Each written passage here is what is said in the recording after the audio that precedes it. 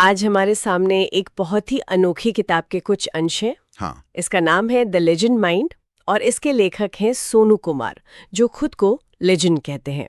और ये किताब वाकई में इसकी बनावट ही बहुत अलग है। हाँ बिल्कुल। हर पन्ने पर ऊपर और नीचे जय गुरुदेव लिखा हुआ है और लेजेंड शब्द का एक फुल फॉर्म भी दिया गया है, legacy even God and not demons.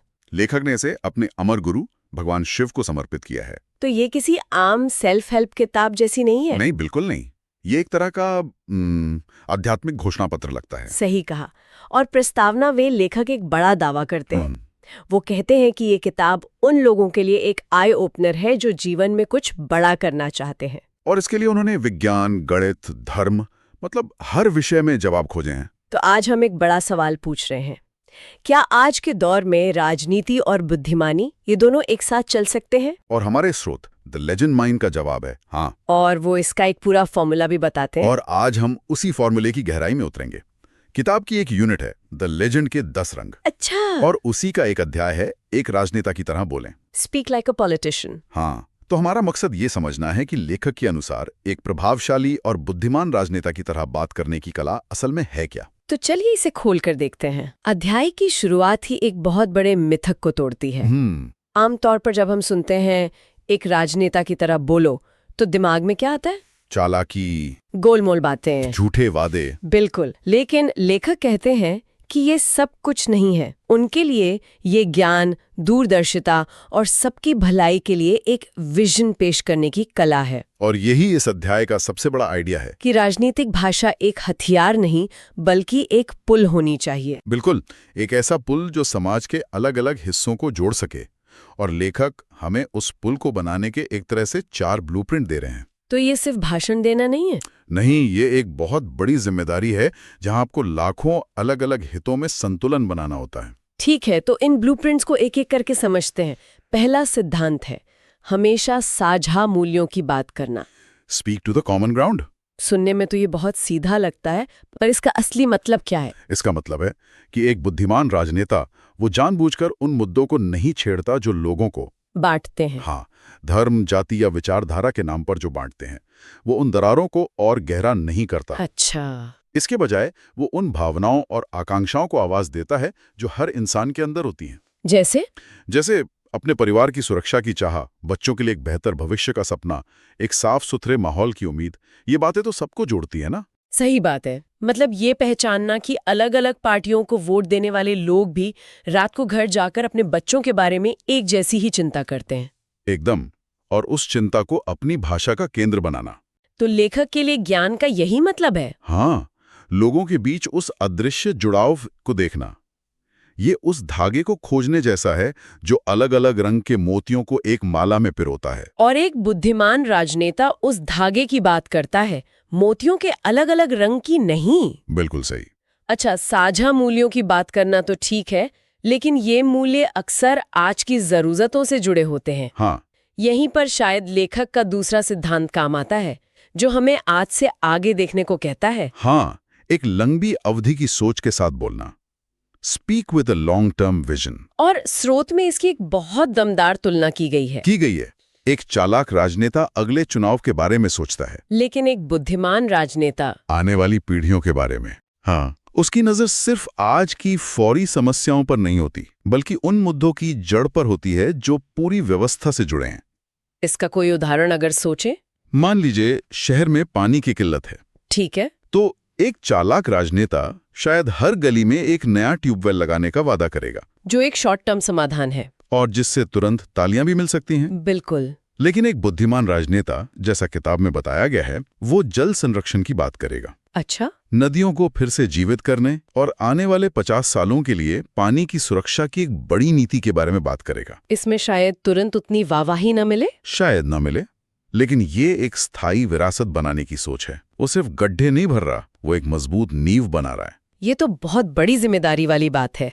लेकिन लोगों को भविष्य की बड़ी बड़ी बातों से कैसे जोड़ें जब वो आज की परेशानियों से जूझ रहे हैं? शायद यहीं पर तीसरा सिद्धांत सबसे ज्यादा जरूरी हो जाता है, सहानुभूति और स्वीकृति के साथ बोलना। Speak with empathy and acknowledgement. आपने बिल्कुल सही नस पकड़ी है। एग्जैक्टली। एक बुद्धिमान राजनेता ये समझता है कि लोगों को सिर्फ समाधान नहीं चाहिए। उन्हें पहले ये महसूस कराना जरूरी है कि उनकी बात सुनी जा रही है, हाँ, कि उन्हें समझा जा रहा है। वो लोगों के दर्द, उनकी हताशा, उनकी चुनौतियों को स्वीकार करता है। वो ये नहीं कहता कि आपकी समस्या कुछ भी नहीं है। नहीं, वो कहता है मैं समझता हूँ कि ये आपके लिए कितना मुश्किल है। इसका मतलब ये तो नहीं कि आप हर बात से सहमत हो जाए, नहीं, बिल्कुल नहीं। लेकिन कम से कम उनकी भावनाओं को मान्यता तो दे। हाँ, जैसे अगर किसी इलाके के लोग बढ़ते अपराध से परेशान हैं। ये कहना कि मैं जानता हूँ कि आप अपने बच्चों की सुरक्षा को लेकर चिंतित हैं और आपकी ये चिंता जायज है। बिल्कुल, ये एक गहरा जुड़ाव पैदा करता है।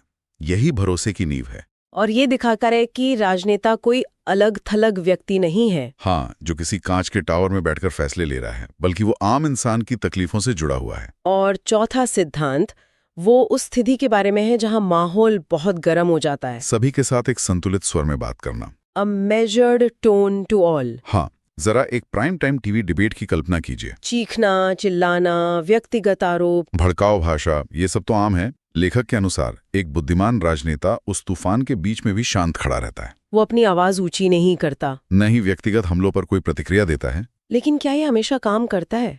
आज के सोशल मीडिया के जमाने में चुप रहने को तो कमजोरी भी माना जा सकता है, या अपराध बोध की निशानी? हाँ, किताब इस पर कुछ कहती है। ये बहुत अच्छा सवाल है। किताब का नजरिया ये है कि असली ताकत आवाज की ऊंचाई में नहीं, बल्कि आपके तर्कों के वजन में होती है। अच्छा, मतलब जब आपका विरोधी आप पर चिल्ला रहा हो और आप शांति से तथ्यों के साथ अपनी बात रखें, तो दर्शक खुद तय कर लेता है कि ज्यादा मजबूत कौन है। ये एक तरह का मानसिक अनुशासन है। तो ये है वो 4 ब्लूप्रिंट: साझा मूल्य, लंबी सोच, सहानुभूति और संतुलित स्वर। लेकिन लेखक सिर्फ बोलने के तरीके ही नहीं बताते, बल्कि उन्होंने राजनेताओं को 3 किरदारों में भी बांटा है। हाँ, जैसे किसी फिल्म के 3 मुख्य आर्केटाइप हों। बिल्कुल। और ये वर्गीकरण बहुत दिलचस्प है। पहली श्रेणी है कमजोर राजनेता, वीक पॉलिटिशियंस। ये वो किरदार हैं जो बहुत ज्यादा बात करते हैं। हाँ, बड़े बड़े वादे करते हैं, लेकिन जमीन पर कोई काम नहीं दिखता।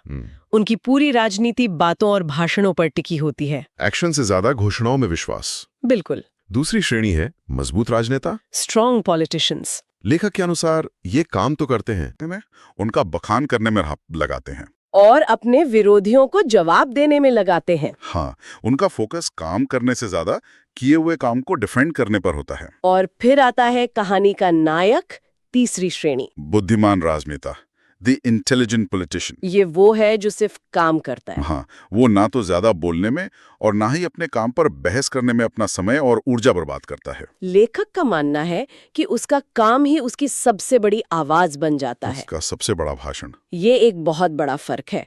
मतलब असली बुद्धिमानी काम को खुद बोलने देने में है। लेकिन यहाँ एक और बारीक फर्क बताया गया है नेता और राजनेता के बीच। हाँ, लीडर और पॉलिटिशियन। लेखक कहते हैं कि हर राजनेता एक नेता होता है, पर हर नेता राजनेता नहीं होता। अच्छा। उनके मुताबिक नेता एक बड़ी छतरी है और राजनेता उसी के नीचे आने वाली एक खास भूमिका है, जो किसी शहर, राज्य या देश के शासन से जुड़ी है। बिल्कुल। और इससे भी आगे जाके वो कहते हैं कि नेता बहुआयामी होते हैं, मल्टी डायमेंशनल, जैसे महात्मा गांधी या नेल्सन मंडेला। हाँ, जिनका प्रभाव समाज के हर पहलू पर था। लेकिन राजनेता उनकी नजर में एक आयामी होता है, वन डायमेंशनल, एक पेशा, जैसे कोई शिक्षक, डॉक्टर या इंजीनियर। एग्जैक्टली। और ये पेशेवर होने का विचार ही उनके व्यवहार को परिभाषित करता है। कैसे? सोचिए, एक सर्जन का काम है सर्जरी करना। हम ये उम्मीद नहीं करते कि वो शहर की ट्रैफिक व्यवस्था भी सुधारेगा। सही बात है। लेखक का तर्क है कि एक राजनेता का काम भी उतना ही केंद्रित होना चाहिए, सिर्फ और सिर्फ समाज कल्याण। इसी बात को समझाने के लिए स्रोत में एक बहुत मजबूत उदाहरण है कि अगर कोई किसी बुद्धिमान राजनेता को सरेआम चोर और भ्रष्ट कह दे, तो वो कोई प्रतिक्रिया नहीं देगा। कुछ नहीं, न पलटकर गाली देगा, न सफाई देगा, न मानहानि का मुकदमा करेगा। और ऐसा क्यों? क्योंकि वो जानता है कि अगर उसने समाज के लिए ईमानदारी से काम किया है, तो किसी एक व्यक्ति का अपमानजनक शब्द उसकी पूरी शख्सियत को परिभाषित नहीं कर सकता। उसका आत्मविश्वास दूसरों की राय से नहीं, बल्कि अपने काम की सच्चाई से आता है। वो कीचड़ में उतरकर लड़ने के बजाय अपने रास्ते पर चलना पसंद करता है। ये सुनने में बहुत आदर्शवादी लगता है। क्या आज की 24/7 मीडिया साइकिल में ये मुमकिन है, जहां एक आरोप तुरंत हजारों बार रीट्वीट हो जाता है? हाँ, चुप रहने को तो नो कमेंट मानकर अपराध की स्वीकृति समझ लिया जाता है। ये बिल्कुल जायज सवाल है।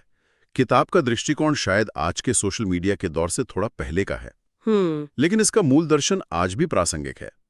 इसका मतलब शायद हर बार चुप रहना नहीं है, बल्कि अपनी प्रतिक्रिया का तरीका बदलना है। अच्छा, आप उस व्यक्ति पर हमला करने के बजाय शांति से अपने काम के रिकॉर्ड को सामने रख सकते हैं। मुद्दा व्यक्तिगत लड़ाई का नहीं, बल्कि सार्वजनिक रिकॉर्ड का है। बिल्कुल। इसी से जुड़ा लेखक का एक और सुझाव है, जिसे वो लेजेंड सुझाव कहते हैं। हाँ, और ये दुनिया भर के राजनेताओं के लिए है। सुझाव ये है कि कभी भी किसी के निजी जीवन के नकारात्मक पहलुओं पर बात न करें। ये राजनीतिक बहसों के लिए एक तरह से रूल्स ऑफ एंगेजमेंट सेट करता है। मतलब आप उनके काम की, उनकी नीतियों की आलोचना कर सकते हैं, जितनी चाहे उतनी। आप बता सकते हैं कि उनकी आर्थिक नीति देश के लिए गलत क्यों है, लेकिन इसे उनके निजी जीवन तक नहीं ले जा सकते। हाँ, उनके परिवार या उनके चरित्र पर व्यक्तिगत हमले नहीं कर सकते। इसका मूल विचार ये है कि इंसान होने के नाते सभी को सम्मान और गरिमा से जीने का अधिकार है। और जब आप किसी के परिवार पर हमला करते हैं, तो आप मुद्दे से भटक जाते हैं और पूरी बहस को जहरीला बना देते हैं।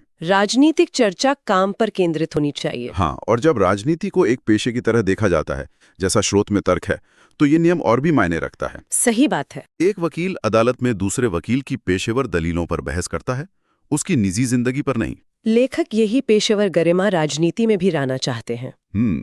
तो इस पूरी चर्चा को अगर समेटें तो इसका सार क्या है? मेरे हिसाब से सार यह है कि इस किताब के अनुसार एक राजनेता की तरह बोलना चालाकी या धोखेबाजी नहीं है, बल्कि ये एकता की भाषा बोलना, भविष्य के लिए सोचना, लोगों के दर्द को महसूस करना, और तूफान में भी शांत और संतुलित रहना है। और आदर्श बुद्धिमान राजनेता का जो चित्र ये किताब खींचती है, वो एक ऐसे इंसान का है जो शब्दों से ज्यादा अपने काम पर ध्यान देता है, जिसका काम ही उसका सबसे बड़ा भाषण होता है। हाँ, ये नेतृत्व पर एक बहुत ही आदर्शवादी, लगभग आध्यात्मिक दृष्टिकोण है। बिल्कुल, ये हमें ये सोचने पर भी मजबूर करता है कि हम अपने सार्वजनिक संवाद में किस तरह के नेताओं को चुनते हैं और सराहते हैं। वो जो सबसे जोर से चिल्लाते हैं, या वो जिनका काम सबसे ज्यादा बोलता है। और यहीं पर एक बड़ा सवाल खड़ा होता है।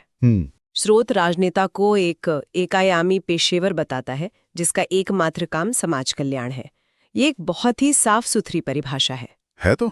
लेकिन क्या राजनीति जैसा जटिल क्षेत्र, जहां मानवीय भावनाएं, व्यक्तिगत महत्वाकांक्षाएं, गहरी विचारधाराएं, ये सब आपस में टकराती हैं, क्या वो कभी सच में एकायामी हो सकता है? ये एक बहुत बड़ा सवाल है। क्या एक राजनेता अपने अंदर के नेता वाले बहुआयामी स्वभाव को पूरी तरह से बंद करके सिर्फ एक पेशेवर की तरह काम कर सकता है? यही सबसे बड़ा सवाल है। क्या एक सफल राजनेता होने के लिए आपको एक अच्छा डॉक्टर या इंजीनियर होने जैसी ही विशेषज्ञता चाहिए, या फिर आपको एक प्रेरणादायक बहुआयामी नेता भी होना पड़ता है, जो लोगों की भावनाओं को समझे और उन्हें एक बड़े लक्ष्य के लिए प्रेरित कर सके? ये सवाल हमें नेता और राजनेता के बीच के फर्क पर और गहराई से सोचने के लिए छोड़ जाता है।